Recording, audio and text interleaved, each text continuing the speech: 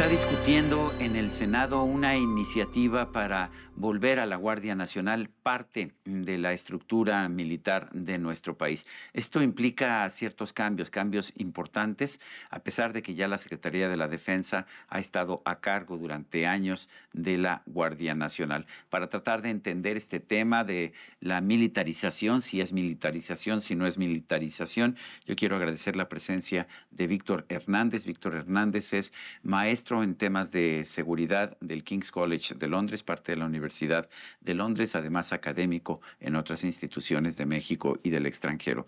Quiero agradecerte, Víctor, esta presencia. Déjame empezar por el principio.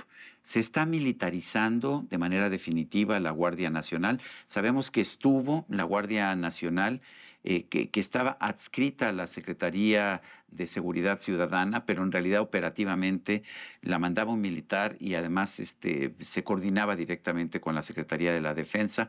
Sabemos que la Suprema Corte determinó en un fallo, además un fallo pues que permitía eliminar cualquier tipo de duda, que debía quedar después de cierto tiempo dentro de la Secretaría de Seguridad Ciudadana. Sabemos que el gobierno desacató esta orden y que ahora quiere cambiar la Constitución para que ya quede de manera definitiva dentro de la Secretaría de la Defensa. Primera pregunta, ¿se está militarizando la Guardia Nacional? No se puede militarizar lo que ya estaba militarizado. La Guardia Nacional siempre ha dependido operativamente y financieramente de la Secretaría de la Defensa. Las vacantes, la cadena de mando, los cuarteles siempre han estado en la Sedena. Y esta reforma, que no es sino un refrito de la reforma que ya había tumbado la Suprema Corte, es un intento de reconocer de iure, lo que ya era una realidad de facto, es decir, entregarle el control, ahora sí, no solo materialmente, sino en la ley de la Guardia Nacional a los Entonces, militares. sí es una militarización. Digo esto porque la presidenta electa dice que como ella es civil y es comandante en jefe de las Fuerzas Armadas, pues que la Guardia Nacional es civil en realidad. Bueno, a ver, el chef también está a cargo de la cocina, ¿no? Y en realidad quien ordena las instrucciones es el dueño del restaurante. Ujú. ¿Qué hay que entender por militarización?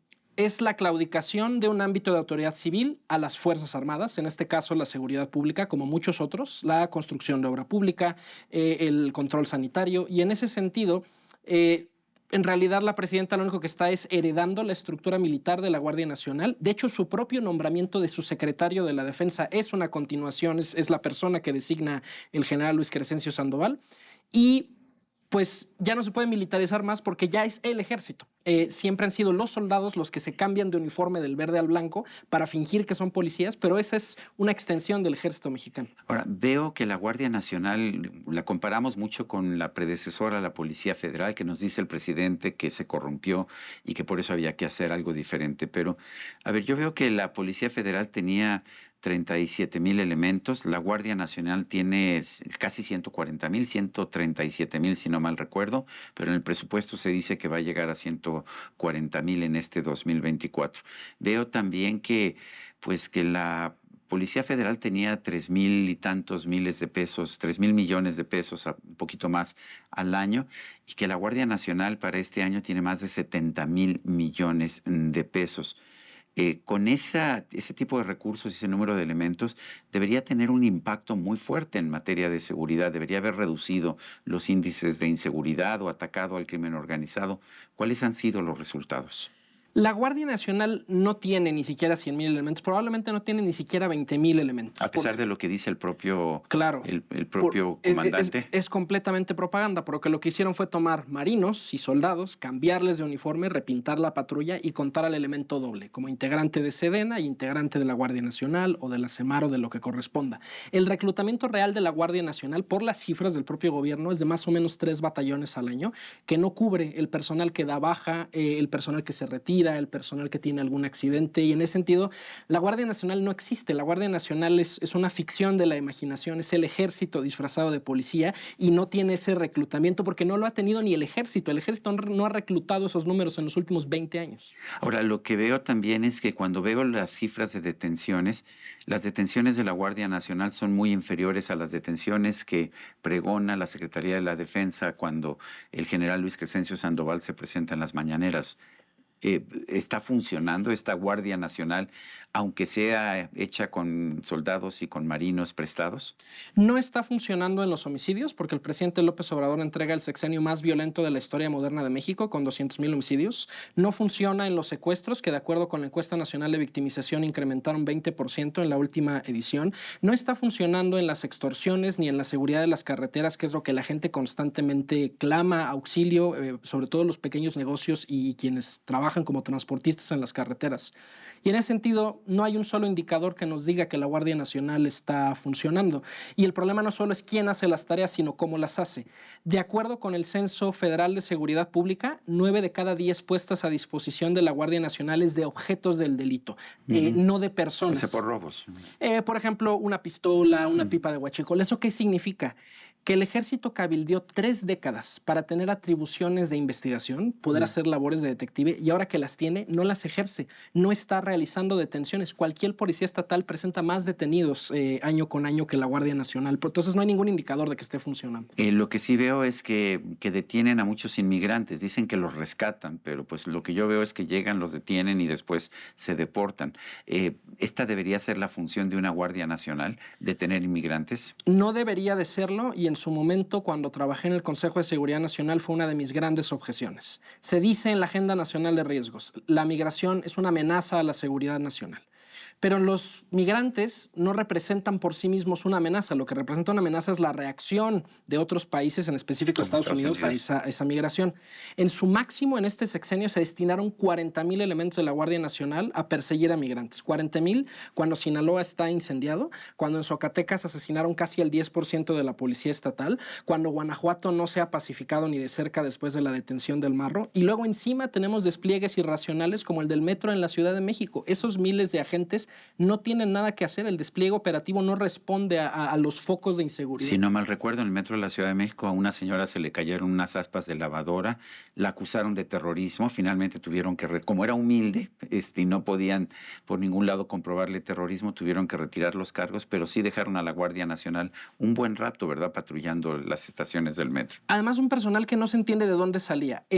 Nosotros hemos visto cada vez que hay una crisis de inseguridad, ahorita en Culiacán, ¿no? Ujú. Desplegaron 600 elementos, que es el equivalente de un par de batallones. Se suponía que ya no había soldados para desplegar a ningún lado, y de la nada miles de soldados salen a patrullar el metro, ¿no? Entonces uno se pregunta, ¿esto es un problema de diseño o es un problema de negligencia el no querer enviar personal a donde urge? ¿Qué es lo que ha fallado en el diseño de la Guardia Nacional? ¿Qué tendría que haber sido diferente? El problema de la Guardia Nacional es que está dando la vuelta a lo que ya sabemos que es la solución, que es la presencia permanente del Estado, que se llama Policía Municipal. Ujú. ¿Cuál es el propósito de construir cuarteles en todos lados, de querer reclutar a muchas personas? Que haya siempre alguna base, alguna comisaría con presencia del Estado en todas las localidades. Es decir, la 4T está dando la vuelta en décadas de lo que ya sabemos de seguridad pública, que lo que necesitan las comunidades es una reacción ahí, con Pero ¿no se proximidad social. resolvería mejor con policías municipales de la misma localidad que conocieron a la gente? Claro, por supuesto, y eso nos lo dicen todos los manuales de inteligencia. La mejor inteligencia humana se obtiene de fuentes locales y de gente que te conoce, el llamado rapport building en los manuales de interrogatorio. Y en ese sentido, pues de poco sirve traer un externo que además está rotando cada 4 o 5 años. Es un resquicio de la revolución el cambiar comandantes cada 4 o 5 años. Y en ese sentido, pues claro, no confías en esa persona no se ubica en el terreno, y son medidas reactivas que no resuelven a largo plazo la inseguridad.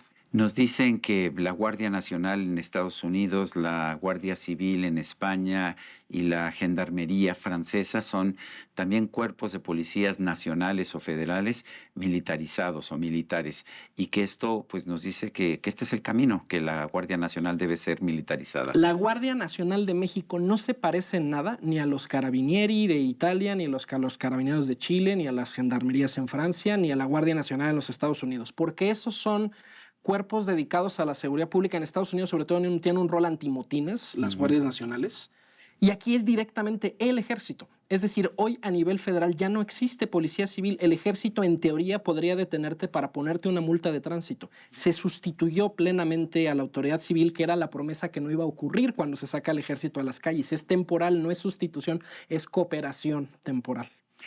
Uno de los cambios es que ahora los miembros de la Guardia Nacional van a tener fuero militar. ¿Qué significa eso para los ciudadanos que puedan, no sé, enfrentar a miembros de la Guardia Nacional en algún momento?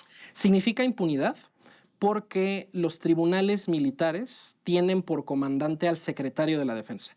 En el sistema de justicia militar, el secretario de la Defensa es al mismo tiempo el comandante del acusado, del abogado defensor, del fiscal y del juez. Y supongo que toma la decisión de cuál es claro, el fallo, ¿no? hay juicios por consigna. Entonces, para una persona que sea víctima de una violación a derechos humanos, de un acto de abuso de autoridad, son ellos quienes se van a juzgar y ellos quienes van a determinar la sentencia. Ahí no hay objetividad.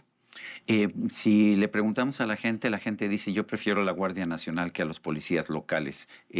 ¿Por qué? ¿Y piensas que, pues, que eso justifica la creación de esta Guardia Nacional Militar? Bueno, si le preguntamos a los niños qué prefieren, prefieren los dulces a los vegetales. No es un tema de qué preferimos, es un tema de pericia técnica. Ninguno de nosotros nos queremos vacunar. Yo le tengo pavor a las jeringas y siempre me desmayo cada vez que me sacan sangre. Pero sé que lo tengo que hacer porque es por un tema de salud que necesito poner mis manos en la vida de un especialista. Lo mismo pasa en seguridad nacional. No basta poner un ex policía, un ex militar a cargo de una Secretaría de Seguridad y pensar que mágicamente va a resolver todo. Necesitamos perfiles técnicos que estudien, que sepan evaluar política pública, y popularidad no es sinónimo de eficiencia. El más popular en la secundaria no es necesariamente la persona más ilustre hoy en día ni a la que le va mejor. Entonces tenemos que quitarnos ese chip de a quienes preferimos es necesariamente a quienes necesitamos.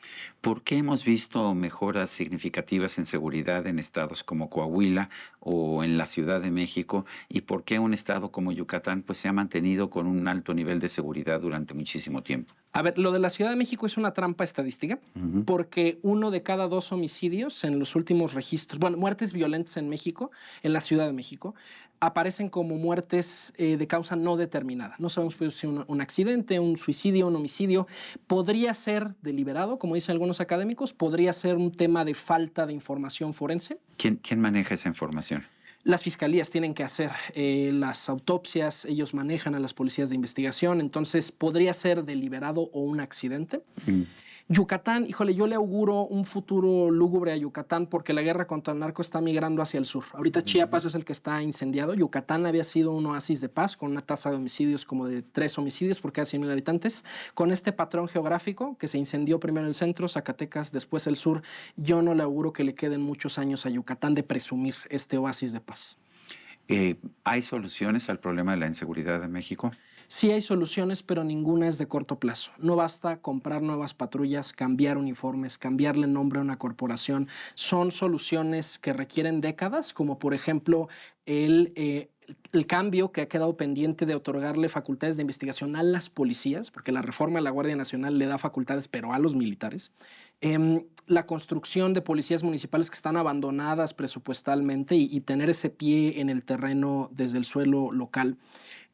Y sí, un proceso de pacificación de un país que psicológicamente lleva décadas acostumbrado a ver decapitados, a ver mutilados y que ya nada nos sorprende, ya nada nos escandaliza y tiene que haber un proceso de resensibilización a esos fenómenos de violencia que ya ni los sentimos. ¿Es culpa de los medios, como dice el presidente López Obrador? De ninguna manera. Es querer culpar al mensajero y no al mensaje. Los periodistas han sido, sin duda, el ala que más ha sido castigada en este tratar de entender qué es lo que pasa en México. Cientos de periodistas, si no es que llegamos a los miles, han muerto en el marco de la guerra contra el narcotráfico. Tenemos atentados como el de la vida contra Ciro, ¿no? Contra Ciro Gómez Leiva. Y un país que ya no tiene periodismo es un país que está ciego y sordo frente a lo que no funciona de la política pública. Se anunció apenas, ¿no?, que no van a poder entrar periodistas a la sesión del Senado. El que no haya auditoría externa es el suelo propicio para que fermenten las peores conductas humanas. El periodismo es fundamental para la democracia en México. Víctor Hernández, gracias por esta conversación. Gracias por la invitación. Y a usted, amigo, que al vernos y escucharnos hace posible este programa, se lo agradezco también. Esto es todo por hoy, pero no se le olvide. Nos vemos la próxima.